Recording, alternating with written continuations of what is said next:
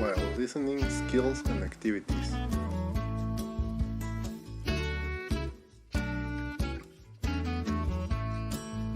Why use while listening activities?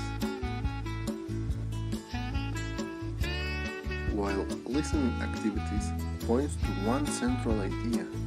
To students must, in some way, use the information that they heard and not only repeat it or write it. There are two main reasons to get students to do something while they listen. The first is that well-designed activities can help students to understand the listening passage. The second one is that we want our students to show evidence of understanding or not understanding. This allows us to recognize the points at which we need to intervene, clarify, or provide future practice. As we discuss the activities, it might help to bear in mind the distinction between responses that involve production and those that involve recognition only.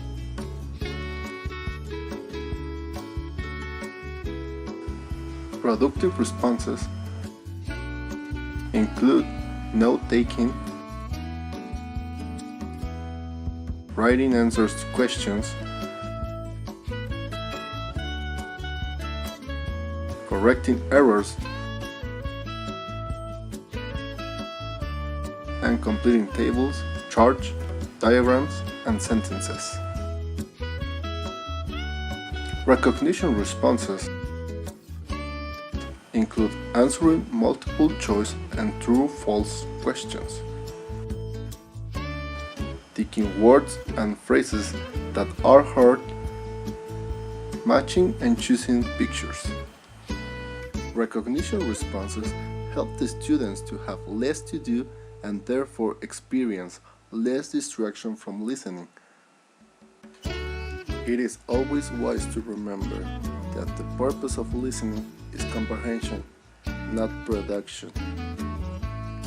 The written and oral response demand more of the learner than solely comprehension, and it may not always be clear if the student's problems lie in their comprehension of the passage, or in the fact that they don't speak L2 well enough to explain their thoughts in a written or oral correct way. The distinction between the two types of response will be helpful to look at some of the while listening activities we are about to check, and also have in mind some of these questions. For which level of students is the activity appropriate? How long would the activity take? And what is the ratio of time spent listening to time spent responding? How much integration is there with other skills? How free or controlled are the students' responses in the activity? And remember, productive responses, note-taking, writing answers to questions, correcting errors, and completing tables, charts, diagrams, and sentences. Recognition responses, answering multiple choice and true-false questions, taking words and phrases that are heard, matching and choosing pictures. Now let's see some while listening activities for enhance your skills. Listening for gist. Students need to have grasped the overall communicative intention of the speaker to form the basis and the context of all the work that we do on the text.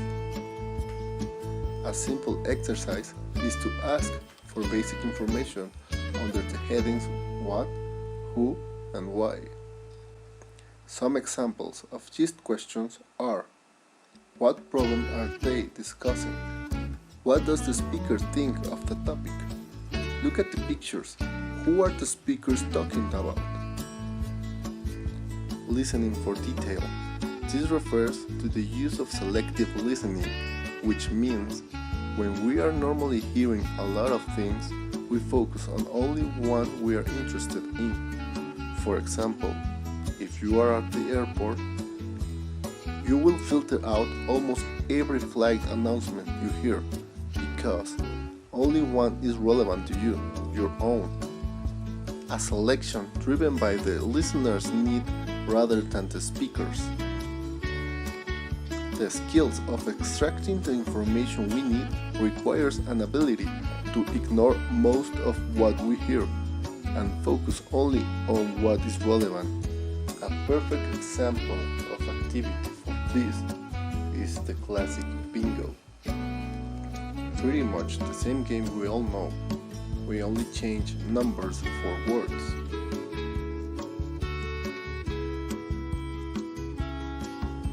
Inferring, a thinking skill in which we make deductions by going beyond what is actually stated. It is all about making analogies to situations that we recognize. It is closely linked to schema theory in that it requires a model in our heads of how the situation might unfold, like when someone says, "I'm going to school," and we automatically think he will take the bus or subway rather than he will be taken by his dad there. This is inferring on a basic level, which everyone does. And an activity that we can use to improve inferring is not her, not him, that we all know as adivina quién.